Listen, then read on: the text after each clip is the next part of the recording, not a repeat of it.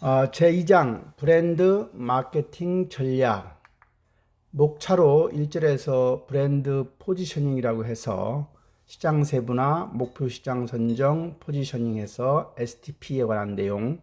제2절 브랜드 마케팅 믹스 전략으로 브랜드 컨셉을 적용한 제품 개발, 브랜드 가치 증대를 위한 가격 책정, 브랜드 레버리지를 위한 유통 채널 선정, 통합적 마케팅 커뮤니케이션에 대한 수립, 요새 ICT라는 말 하죠. 제3절에서는 브랜드 윤리와 관련해서 No Space, No Choice, No Job, 그리고 윤리적 수비와 착한 브랜드에 대한 학습을 하도록 하겠습니다. 서론입니다.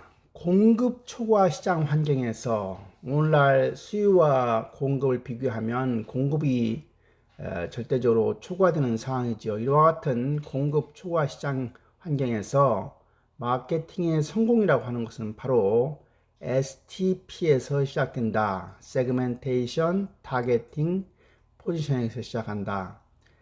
시장 세분화라고 하는 것은 소비자 집단을 여러 가지 기준에 의해서 세분화하는 것을 말합니다. 목표 시장 선정, 타겟팅은 앞에서 세분화된 시장 중 하나의 시장을 자기 기업에 맞도록 맞는 시장을 선정하는 것, 즉 초이스하는 것이 바로 타겟팅이죠. 포지셔닝은 소비자들에게 자사의 제품과 브랜드가 소비자들을 마음에 어떻게 지각되기를 바라는가를 갖다가 결정하는 게 바로 포지셔닝이 되겠습니다. 첫 번째 브랜드 포지셔닝입니다. 브랜드 포지셔닝을 하려고 하면 STP 전략 수립 과정과 관련되어 있습니다. 우리가 그동안 공부했던 S는 세그멘테이션, 세분화죠. 나중에 공부하겠지만 여러 가지 기준에 의해서 시장을 세분화하고, 그 다음에는 타겟팅, 목표 시장을 선정하고, 그리고 이제 고객의 마음속에 자기의 제품과 브랜드를 지각시키는 거니까 포지셔닝이 되겠습니다. 이제 시장 세분화와 관련해서 시장 세분화의 변수는 뭐가 있을까? 일반적으로 우리가 측정이 용이하냐, 어렵냐, 쉽냐, 그리고 선택 행동의 예측 가능성이 낮으냐, 높으냐에 따라서 일반적으로 시장 세분화 변수는 네 가지를 이야기를 합니다. 첫 번째는 데모그래피, 인구 통계적인 특성이죠. 인구 통계적인 특성. 여러분들이 많이 그동안 배웠듯이 남자냐, 여자냐, 노인이냐, 젊은 사람이냐, 어린이냐, 이거부터 시작해서 여러 가지 인구와 관련된 그런 것이 이제 인구 통계적 특성이고, 그 다음에 이제 지리 인구 통계적 특성에서 지역에 관한 겁니다. 호남이냐, 영남이냐, 충청이냐, 강원이냐, 서울이냐, 경인이냐, 이런 것이 바로 지리 인구적 특성이고, 그 다음에는 심리적인 특성이라고 하는 게 있고, 그리고 행동적 특성이 있습니다. 이와 같은 효과적인 세분화의 요건을 보면 네 가지로 얘기합니다. 첫 번째는 뭐니 해도 측정이 가능해야 되겠다. measurability입니다. measurability. 그러니까 측정이 가능해야 되겠다. 두 번째는 접근 가능해야 되겠다. accessibility입니다. accessibility. 그 다음에 규모가 너무 작으면 의미가 없으니까 충분한 규모여야 되겠다. 그리고 네 번째는 실행 가능성, actionability, 실행 가능성이 있어야 되겠다. 그래서 측정 가능성, 접근 가능성, 충분한 규모, 실행 가능성. 이게 이제 효과적인 세분화의 요건이죠. 목표 시장 선정 전략은 우리가 세 가지가 있지요. 그래서 세 가지를 이 그림을 통해서 설명하겠습니다. 가장 위에 나와 있는 비차별적 마케팅 전략은 우리가 그동안 공부했던 마케팅 믹스, 다시 말하면 4P에 대한 얘기죠. 제품, 가격, 제품이 프로덕트, 그다음에 가격이 프라이스, 그다음에 유통이 플레이스, 그다음에 촉진이 프로모션. 이 네 가지 마케팅 믹스를 전체 시장에다가 함께 적용하는 것이 비차별적 마케팅 전략이다. 다시 말하면 마케팅 믹스를 하나하나를 고려하지 않고 그냥 전체 시장에다가 적용시키는 것은 마케팅 전략 중에서 차별화시키지 않은 거니까 비차별적 마케팅 전략이라고 하고, 차별적 마케팅 전략이라고 하는 것은 그러한 마케팅 믹스 1, 2, 3 이런 마케팅 믹스를 가지고, 예를 들어서 제품과 가격만 가지고 세분 시장 1에 접근한다거나, 뭐 플레이스 프로모션을 가지고 세분 시장 2에다가 적용한다거나, 이와 같이 마케팅 믹스 1, 2, 3를 세분 시장 1, 2, 3에 각각 적용시키는 것은 바로 차별화시키는 거니까 차별적 마케팅 전략이라고 칭한다. 세 번째는 집중적인 마케팅 전략입니다. 마케팅 믹스가 있다고 할 때 세분 시장이 1, 2, 3가 있으면 모든 세분 시장을 상대로 하는 것이 아니라 그 중에서 어느 한 시장을 대상으로 집중화시키는 것이 바로 포커스 마케팅 스트래티지가 되겠습니다. 그래서 우리가 마케팅 전략은 비차별적 마케팅 전략, 차별적 마케팅 전략, 집중적 마케팅 전략 세 가지로 구분할 수가 있겠습니다. 이제 우리가 포지셔닝에 대한 얘기입니다. 이제 세그멘테이션, 타겟팅, 세 번째 이제 포지셔닝에 대한 얘기입니다. 아커라고 하는 사람은 브랜드 포지셔닝이라고 하는 개념을 이렇게 정의한 바 있습니다.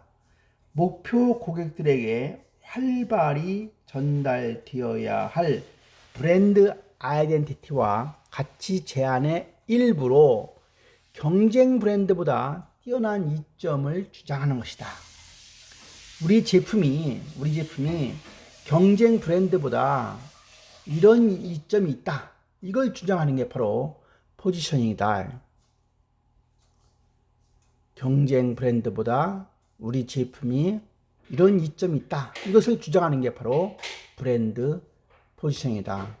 그러니까 아무한테나 그걸 주장하는 게 아니라 우리가 목표로 한 목표 고객들에게 어떤 정해놓고 그들에게 경쟁 브랜드보다 우리 제품이 아이덴티티와 가치라고 하는 차원에서 어떤 이점이 있다. 이걸 주장하는 게 바로 브랜드 포지셔닝이다. 이렇게 말하는 바가 있고요. 그래서 포지셔닝이라고 하는 것은 지속적으로 우위가 가능한 차별적인 이점을 소비자의 인식 속에 심어주는 작업이다. 이게 바로 켈러가 한 이야기입니다.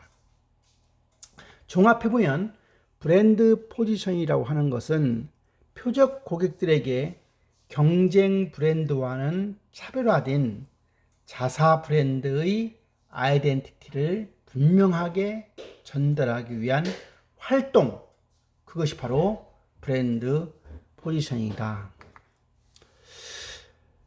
브랜드 포지셔닝을 위한 5가지 질문을 해볼 필요가 있습니다. 첫 번째는 누구를 위한 브랜드인가? 이 브랜드가 누구를 위한 건가? 이런 질문을 통해서 그 타겟팅을 분명히 할 필요가 있고요. 두 번째는 무엇을 대신하는 브랜드인가? 기존에 나와 있는 브랜드 중에서 우리 회사가 제공하려고 하는 브랜드가 어떤 브랜드를 대신하려고 하는 건가? 세 번째는 이 브랜드를 언제 사용하는 브랜드인가? 그리고 무엇을 위한, 그러니까 그 제품 브랜드의 사용 목적이겠죠. 무엇을 위한 브랜드인가? 그리고 우리 브랜드의 개성은 무엇인가? 이런 5가지 질문을 통해서 브랜드 포지셔닝을 제대로 할 수 있겠다 하는 얘기가 되겠습니다. 이제 두 번째는 우리가 브랜드 마케팅 믹스 전략입니다. 브랜드가 시장 점유율과 리더십을 갖기 위해서는 첫 번째는 제품, 서비스, 장소 등을 통해서 구체화될 필요가 있다. 제품이라고 하는 차원, 서비스라고 하는 차원, 이 장소 이런 걸 통해서 구체화되어야 된다. 두 번째는 접점에 있는 사람들에 의해서 실행되어야 하고 행동과 실천으로 활성화되어야 하고 그리고 소통, 커뮤니케이션이 잘 이루어져야 되고 유통되어야만 그 브랜드가 시장 점유율과 리더십을 차지할 수 있다. 유통되지 않는 브랜드가 시장 점유율을 가져서 어떤 그 브랜드의 리더십을 갖추기 힘들겠죠. 당연히 유통도 돼야 되고 커뮤니케이션도 돼야 되고 행동과 실천으로 활성화되고 행동과 실천으로 활성화된다는 얘기는 그 브랜드가 소비자로 하여금 구매하게 해서 소비자가 그 제품을 활용하게 하는 거예요. 이런 이야기를 카퍼페르가 한 바 있고요. 그 다음에 우리가 제품 개발에서부터 브랜드 컨셉을 도입할 필요가 있습니다. 제품 개발 단계부터 분명한 브랜드 나름의 컨셉을 도입할 필요가 있다. 신제품은 시간의 흐름에 따라서 경쟁자들에 의해서 모방되기 쉽다. 아무리 기발한 신제품을 만들었다 하더라도 시간이 흘러가면 경쟁자들은 그 제품을 유사하게 모방하기 시작한다. 그래서 더 새롭고 좋은 품질의 제품이 출시되어서 제품이 변한다 하더라도 브랜드는 남도록 해야 된다.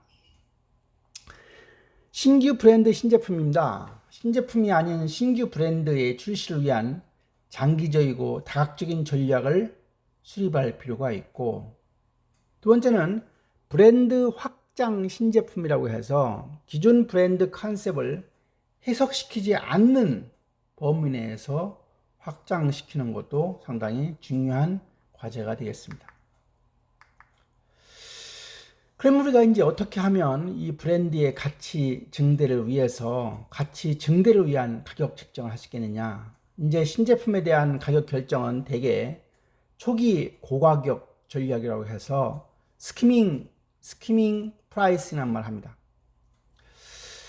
이와 관련해서 나온 개념이 가치 가격, 밸류 프라이스라는 말이 나오는데 그 말은 제품의 품질, 제품의 원가, 제품 가격 등을 고려 사항을 적절하게 결합해서 소비자의 욕구와 욕망을 충분히 충족시켜주고 기업의 목적 이윤을 달성할 수 있는 방식으로 가격을 설정하는 전략이다. 그러니까 제품의 품질이나 제품의 원가나 제품의 가격 이런 것들을 다 고려해서 이런 걸 적절히 다 고려해서 소비자의 욕구와 욕망을 충분히 충족시켜 주고도 기업의 목적 이윤을 달성할 수 있는 방식으로 가격을 설정하려는 전략을 우리는 가치 가격, value price라는 말을 정의를 드립니다. 그래서 우리가 성공적인 가치 가격 전략이라고 하는 것은 제품의 적절한 디자인과 서비스를 제공해야 되는 것. 두 번째는 제품의 품질 수준을 유지하는 범위 내에서 최대한의 원가를 낮추는 일. 세 번째는 소비자가 브랜드에 얼마나 많은 가치가 있다고 인식해서 제품 원가 대비 어느 정도의 프리미엄을 지불할 의사가 있는지를 정확하게 이해하는 것. 이 세 가지를 통해서 우리가 가치 가격 전략을 성공적으로 할 수가 있는 겁니다. 브랜드 관리 관점에서 유통 채널의 선정을 할 때 고려할 사항입니다. 첫 번째는 소비자들은 소매점 또는 체인점에 대해서 심미적인 연상을 가지고 있다. 당연하죠. 백화점에서 어떤 제품을 살 때의 심리적인 생각과 길거리 로드샵에서 하는 거하고 다를 수가 있는 거예요. 그래서 소비자들은 소매점이나 체인점에 대한 심리적인 연상을 갖고 있다. 어떤 체인점 하면 어떻다. 이런 그런 개념이죠. 소매업자와 기타 채널 구성원들은 브랜드에 영향을 줄 수도 있다. 제조업체가 소비자와 직접 커뮤니케이션 하거나 자체 소매점을 운영할 수 있는 방법이 있다. 다음은 통합적 브랜드 마케팅 커뮤니케이션 수레입니다. 심프라고 하는 사람은 성공적인 마케팅 커뮤니케이션의 프로그램 개발에 있어서 핵심적인 활동이고 기본이 되는 의사결정은 바로 브랜드 포지셔닝 결정이다. 그러니까 브랜드 포지셔닝 결정은 성공적인 마케팅 커뮤니케이션 프로그램 개발에서 핵심적인 활동이고 기본이 되는 의사결정이 바로 브랜드 포지셔닝 결정이다. 기업들은 대개 어떤 방법으로 커뮤니케이션을 할까? 그 커뮤니케이션의 다양한 방법에 대해서 보도록 하겠습니다. 첫 번째는 과거에는 주로 우리가 대중매체 광고를 했죠. TV에 광고를 한다거나 라디오에 광고를 한다거나 신문에 광고를 한다거나 잡지에 광고를 하는 가장 전통적인 방식이 대중매체 광고고, 그 다음에 뭐 직접 반응 광고, 또 옥외에다가 광고판 설치하는 포스터나 극장 설치하는 옥외 광고가 있었고, POP 광고는 우리 백화점 같은 데 가면 무슨 뭐 이렇게 사절지 같은 데다가 글씨를 써서 여러 가지 뭐 할인이라든가 등등 그런 광고가 우리 POP 광고고요. 그 다음에 뭐 트레이드 프로모션, 소비자 프로모션, 스폰서십, 이벤트, 또 홍보 또는 PR, 퍼블릭 릴레이션 이런 것들이 전부 다 커뮤니케이션 여러 가지 방법 중에 알려진 것들입니다. 그래서 각각의 커뮤니케이션 방법이라고 하는 것은 상이한 장점과 특징을 지니고 있기 때문에 목적에 따라서 상이하게 적절하게 잘 활용될 필요가 있다 하는 얘기가 되겠습니다. 다음은 우리가 브랜드 윤리입니다. 브랜드 윤리, 에틱스에 대한 얘기죠. 소비자의 지나친 브랜드에 대한 집착을 한다거나 소유 욕망에 대해서 갖게 되면 누군가 비판을 하게 되는데, 그 소유 욕망에 대한 비판, 소비자의 지나친 브랜드에 대한 집착이나 소유 욕망에 대한 비판, 이런 내용과 관련된 내용이 바로 브랜드 윤리입니다.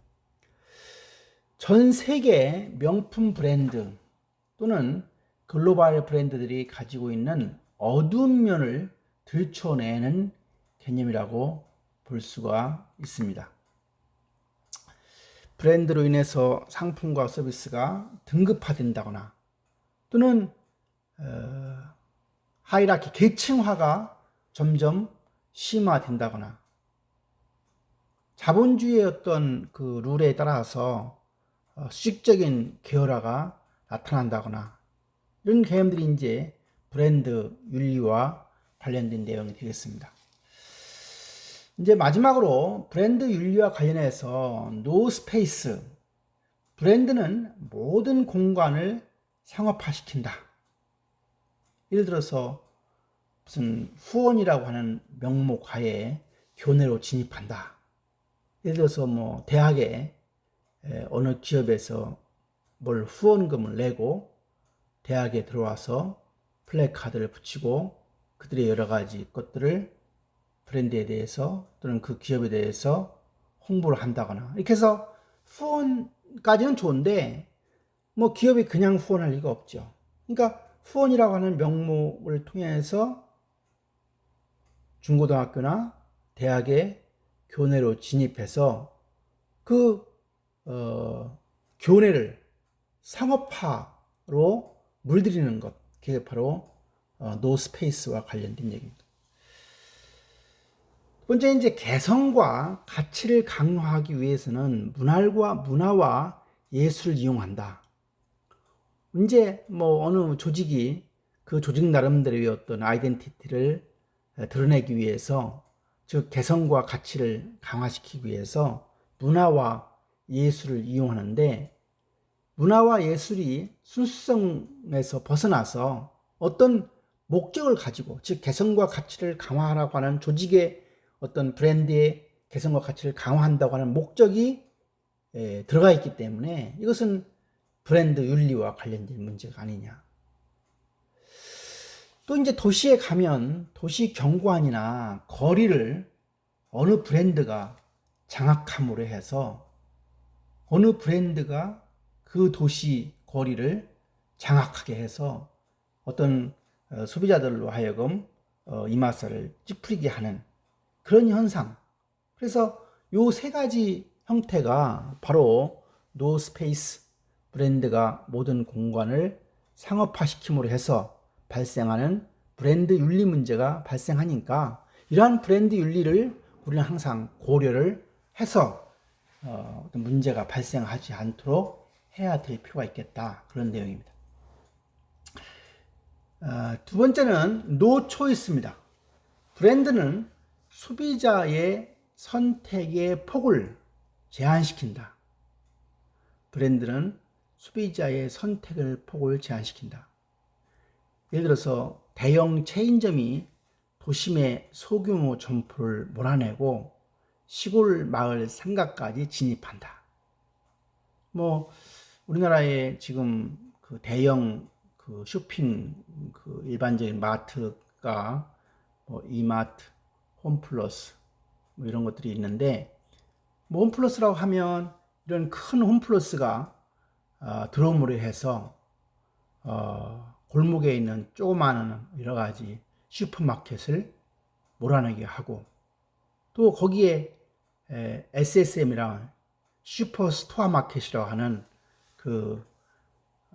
여러분들 홈플러스도 그렇고 이마트도 그렇고 이마트 같은 경우는 SSM이 이마트 에브리데이 같은 것들이 해당이 되는 것이니까 홈플러스도 그런 것도 있죠. 그래서 이 대형 체인점이 도심의 소규모 점포를 몰아내고 시골 마을 상가까지 진입하는 결국은 작은 소규모 점포들이 설 자리가 없는 그래서 소비자의 어떤 선택폭을 제한시키는 문제를 야기했기 때문에 이것도 브랜드 윤리 문제다.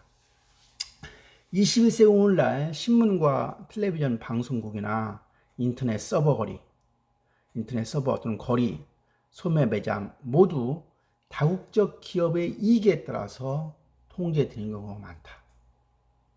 신문, 방송국, 인터넷 서버, 소매 매장 이런 것들이 어떤 작은 기업이나 어느 한 국가가 아니라 다국적 기업의 이익에 따라서 이런 것들이 전부 다 통제되는 상황으로 가고 있기 때문에 결국은 소비자 선택의 폭이 상당히 제한될 수밖에 없는 그래서 결국은 소비자의 선택권, 초이스라고 하는 것을 앗아가는, 빼앗기는 그래서 노 초이스, 초이스할 게 없다. 이 문제가 바로 브랜드 윤리의 두 번째 문제다. 이렇게 얘기할 수가 있습니다. 세 번째는 노 잡스입니다. 브랜드는 일자리를 없애고 있다. 무슨 얘기냐? 브랜드가 생산 과정을 완전히 대체할 수 있을 것이라고 생각해서 더욱 싼 노동력을 찾아서 공장을 이전한다. 여러분들 핸드폰 갤럭시를 이용하거나 또는 다른 핸드폰을 이용하겠지만 그 핸드폰을 만드는 공장들은 대부분이 중국이나 베트남처럼 값싼 노동력을 찾아서 공장이 이전됨으로 해서 실제로 그 제품의 실제 처음 만든 생산을 했던 국가에서는 일자리가 없어지고 왜? 브랜드를 가지고 팔기 때문에 그 제품이 어느 나라에서 만들었는지가 중요하지 않게 됨으로 해서 결국은 브랜드는 항상 더욱 싼 노동력을 찾아서 그런 공장에서 만들 수밖에 없는 결국 그래서 브랜드가 바로 일자리를 없애고 있다 그런 얘기입니다. 시장 변화에 유연하게 대응하기 위해서는 정규직 직원을 비중을 낮추고 비상근직, 임시직, 프리랜서를 이용한다. 결국은 정규직은 노임, 인건비가 비싸고 값싼 노동력을 활용하려고 하면 결국은 임시직이나 비상근직이나 프리랜서를 활용할 수밖에 없기 때문에 결국은 정규직의 직원을 비중을 낮추는, 그래서 이 브랜드가 일자리를 궁극적으로는 없애는 차원이라고 본다고 하면 이 노 잡스 문제도 브랜드 윤리의 중요한 세 번째 문제가 되겠습니다. 이렇게 해서 우리가 2장 내용을 마치도록 하겠습니다. 수고했습니다.